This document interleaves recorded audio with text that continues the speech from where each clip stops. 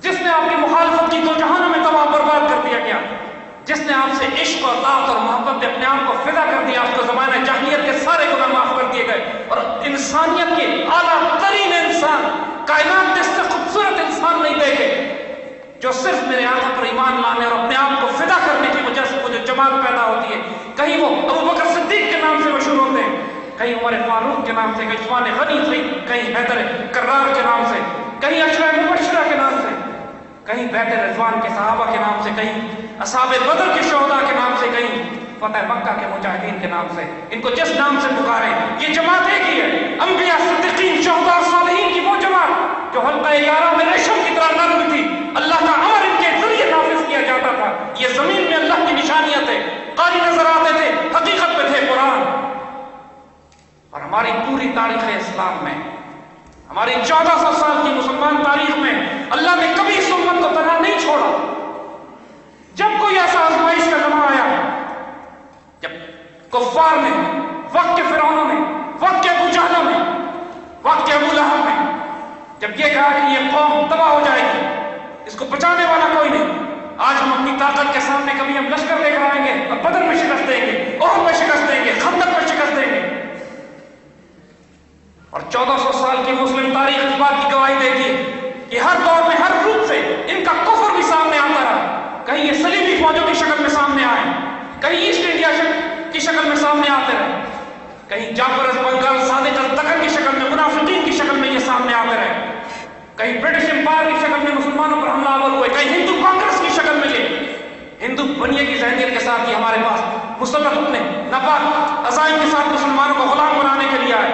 اور ہر دور میں اللہ نے جماعتیں پیدا کی جو اپنے وقت کا فرقان تھے، جو اپنے وقت کے صاحب بصیرت تھے، جو اپنے وقت کے خودآگاہ و خودآمد تھے، جو وسط افلاک میں تکبیر مسلسل دیتے تھے، جن کی تکبیروں سے شبستان وجود لرزتا تھا، جو کہ بندہ مومن کی اذان سے ہوتی تھی۔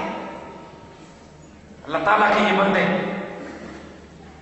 یہی بزرگ تھے ہمارے جنہوں نے اندلسیہ فتح کیا، یہی وہ پرسرار لوگ تھے جنہوں نے 800 سال تک اندلسیہ میں وہ تہذیب قائم کی کہ آج تک دنیا کی آنکھیں چکاچوند ہو جاتی ہیں۔ آج سے 1200 سال پہلے جو ٹالرنس کا، محبت کا، پیار کا، ادب کا معاشرہ قائم کیا گیا، پوری دنیا سے غیر مسلم یہودی اور عیسائی مسلمانوں کی حکومت میں آ کر پناہ محسوس کرتے تھے۔ پوری دنیا میں سب سے ڈیولپ سویلائزیشن جہاں مسلمانوں نے اپنی حکومتیں قائم کی، جہاں ادب اور احترام کے ساتھ انسانیت بستی تھی۔ یہ پیغام صرف مسلمانوں کے لیے نہیں تھا، یہ پیغام انسانیت کے لیے۔ حضور صلی اللہ علیہ وسلم رحمۃ للعالمین صلی اللہ علیہ وسلم میں عالمین میں بسنے والی ہر مخلوق جب مسلمانوں کے حکم کے تحت آتی تھی تو رحمت میں آتی تھی اللہ کے رسول صلی اللہ علیہ وسلم۔ 800 سال مسلمانوں نے اندلسیہ پہ حکومت کی، ایک عیسائی اور یہودی کو تلوار کی زور پہ نہ قتل کیا گیا نہ زبردستی مسلمان بنایا گیا، لیکن اس کے بعد جب اندلسیہ سے مسلمانوں کو نکالا جاتا ہے تو 200 سال تک جو اسپینش انکویزیشن کی پرسیکیوشن کی جاتی ہے، اس کے بعد آنے والے 400 سال اندلسیہ میں ایک اذان نہیں دی جاتی۔ اور صرف مسلمان نہیں، اس اسپینش انکویزیشن میں یہودیوں کو بھی نکالا جاتا ہے۔ اور آپ کو معلوم ہے کہ وہ یہودی پناہ کدھر حاصل کرتے ہیں؟ اندلسیہ سے نکلتے ہیں، عیسائیوں کے ہاتھوں نکالے جاتے ہیں اور جاتے ہیں خلافت عثمانیہ کے پاس، دوسری مسلمان ریاست اور خلافت کے پاس پناہ حاصل کرتے ہیں۔ اور یہودیت کی پوری تاریخ میں یہودیوں کو کبھی عیسائی حکومتوں میں امن نہیں ملا۔ اگر کبھی سکون اور اطمینان ملا ہے تو اس وقت جب مسلمانوں کی حکومتیں وہاں قائم تھیں، چاہے وہ اندلسیہ ہو یا خلافت عثمانیہ ہو۔ اگر کائنات میں یہودیوں کو کہیں امن ملا ہے تو مسلمانوں کے تحت ملا ہے۔ یہ رحمت للعالمین کا عظیم ترین ثبوت ہے کہ جس پیغام کو ہم لے کر اٹھے وہ انٹالرنٹ، ظالم، دہشت گرد، ٹیررسٹ، ایکسٹریمسٹ نہیں ہے۔ اس سے زیادہ اعتدال والا، محبت والا، درگزر والا، معافی والا نظام انسانیت نے آج تک کبھی نہیں دیکھا۔ ہم جس نظام کو لے کر اٹھے، جس کی بات اب کر رہے ہیں، یہ وہ نظام ہے جس کے اندر عمر فاروق جیسے جلیل القدر خلیفہ یہ فرماتے ہیں کہ دجلہ کے کنارے اگر کوئی کتا مر جاتا ہے تو عمر ذمہ دار ہے اس کا۔ جن کی سلطنت میں بسنے والے یہودی اور عیسائی سیدنا عمر کے پاس اپنے آپ کو محفوظ تصور کرتے ہیں۔ 1400 سال کی مسلم تاریخ میں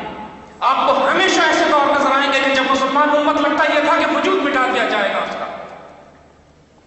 اور یہ ایک مرتبہ نہیں ہے، درجنوں مرتبہ ایسے ہم ہمیشہ آزمائے چلے گئے، ہم ہمیشہ آزمائے گئے. اور کوئی بڑی بات نہیں، اللہ کے دین کی حفاظت کی ذمہ داری خود اللہ نے لی. مسلمان آزمائے جاتے ہیں، اور اللہ تعالیٰ جب اس قوم کو عروج دینا چاہتا ہے تو ہر دفعہ اس نے ایک ایسی گروہ اور ایسی جماعت کو پیدا کرتا ہے جو اٹھ کے بابا سے بلند وہ آسان دیتے ہیں. We will never go down. We'll take a fight. We'll stand. We'll live with dignity and we'll die with honor. And today we will repeat this pledge.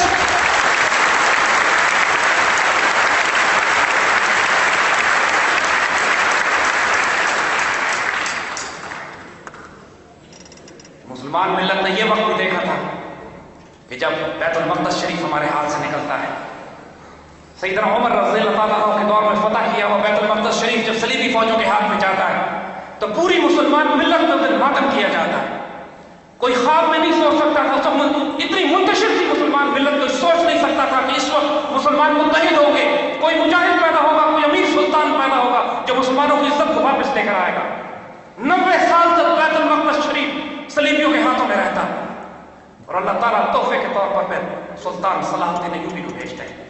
پوری مسلمان ملت ان کے پیچھے اکٹھی ہوتی ہے. اللہ تعالیٰ کا ایک خاص تحفہ پوری امت کی شرازہ بندی کرنے کے لیے سلطان صلاح الدین ایوبی جنتی، اس اللہ کے ولی اور درویش سلطان جو سلطان مصر و شام، پوری مسلمان ملت جس کی طرف دیکھتی ہے.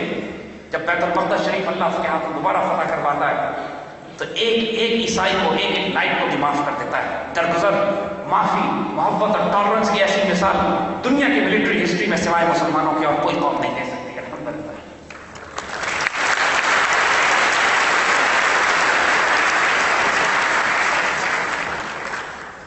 اور یہ وہی صلاح الدین ایوبی ہیں جن کو وہ تاریخ اچھی طرح معلوم تھی کہ 90 سال پہلے جب صلیبیوں نے بیت المقدس شریف فتح کیا تو مسلمانوں کا خون گھوڑوں کے گھٹنوں تک پہنچا تھا. اس کے باوجود درگزر اور معافی کا راستہ اختیار کیا. سیدنا رسول اللہ صلی اللہ علیہ وسلم نے فتح مکہ پہ درگزر کا راستہ، سیدنا عمر نے بیت المقدس پہ درگزر کا راستہ، سلطان محمد فاتح نے مسلم دنیا فتح کیا 1453 میں حضور کی حدیث کے مطابق لاکھوں عیسائیوں کو درگزر کا راستہ. ہم جس دین کو لے کر اٹھے اس سے زیادہ ٹالرنٹ، محبت اور پیار کرنے والا، معافی اور درگزر والا دین انسانیت نے کبھی نہیں دیکھا ہے. مسلمان ملت ہمیشہ آزمائی جاتی رہی ہے. ایک وقت وہ بھی تھا کہ جب چنگیز خان نے، جب مسلمان سوال پذیر ہوتے، ہم نے جو اللہ سے اس وقت وعدے کیے ہمارے بزرگوں نے ان وعدوں کو پورا نہ کر سکے، مسلمان ملت منتشر ہو گئی، انتشار کا شکار ہوتی ہے، آپس میں فرقہ واریت، قومیت، لسانیت، عربی اور عجمی کا فساد یہ برپا ہوتا ہے تو اللہ کا عذاب نازل ہوتا ہے ہلاکو خان اور چنگیز خان کی شکل میں. منگولیا سے اٹھتے ہیں اور طوفان کی طرح آگ و خون کا ایک سیلاب ہوتا ہے جو مسلمان خراسان، سنٹرل ایشیا، ایران، افغانستان سے ہوتا ہوا بغداد جا پہنچتا ہے جہاں خلافت اسلامیہ کا مرکز ہوتا ہے. امت نے یہ بھی منظر دیکھا کہ وہ عباسی خلافت جس پر سورج نہیں ڈوبتا تھا اس وقت میں، وہ عباسی خلافت جو اس وقت کی تمام دنیا کی تہذیبیں جس کو خراج پیش کرتی تھی، جس کو ٹیکسز دیا کرتے تھے رومن، مشرق اور مغرب سے لے کر حکومتیں، اس عباسی خلیفہ کا یہ حال بھی مسلمانوں نے دیکھا اور تاریخ نے دکھایا کہ چنگیز خان کی فوجوں نے مسلمان خلیفہ کو قالین میں لپیٹ کر گھوڑوں کے نیچے پھینک دیا اور مسلمان خلیفہ تاتانی گھوڑوں کے نیچے رون دیا گیا. اور پھر بغداد کی وہ آبادی جو اس قدر غفلت میں تھی، اس قدر خواب میں تھی، اس قدر سو رہی تھی کہ جہاں پہ لاکھوں کتابیں تو لائبریریوں میں موجود تھی، لیکن جو طوفان خطرات کے اٹھتے چلے آ رہے تھے، ان خطرات کا مقابلہ کرنے کے بجائے علماء اس بات پر بحث کیا کرتے تھے کہ اگر سور اور کتا بکری بن کر آ جائے تو اس کا گوشت کھانا جائز ہے کہ حرام. ایسی خرافات کی بحثوں میں پڑے ہوئے تھے اور سیلاب چاروں طرف سے اٹھتا ہوا مسلمانوں پر آ رہا تھا. اس وقت حضرت فرید الدین اتار کے پاس نشاپور میں شہر کے لوگ پہنچے کہ جب تتاری شہر کے دروازوں تک پہنچ چکے ہیں تو فرید الدین اتار کے پاس جا کے شہر والے کہتے ہیں دعا کیجئے کہ اللہ ہمیں اس تتاری فتنے سے ہٹا دے، بچا دے. تو فرید الدین اتار فرماتے ہیں دعا کا وقت اب نکل چکا ہے. یہ دعا کا وقت اس وقت تھا جب یہ فتنے تمہارے دروازوں پر نہیں پہنچے تھے. اب تلوار کا وقت ہے. اب جو مرے گا کچھ شہادت کی موت مریں گے، کچھ کتے کی بے عزت موت مارے جائیں گے. اور فرید الدین اتار 114 سال کی عمر میں تلوار نکال کر میدان جنگ میں تتاریوں سے لڑتے ہوئے شہید ہوتے ہیں. اس وقت سے ڈرو بچوں، کہ جس وقت دعائیں قبول ہونا بند ہو جائے اور کفارہ صرف شہداء کے خون.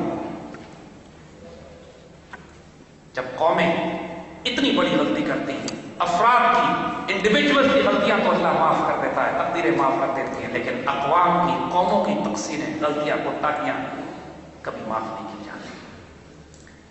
ہماری تاریخ میں ایسے بہت سے واقعات آئے جب مغلوں نے اللہ کے حکم کو چھوڑ دیا، جب ظلم کیا انہوں نے اپنی ذات کے ساتھ، تو 1000 سال مسلمان ریاست جو ہندوستان میں قائم تھی، اس کا زوال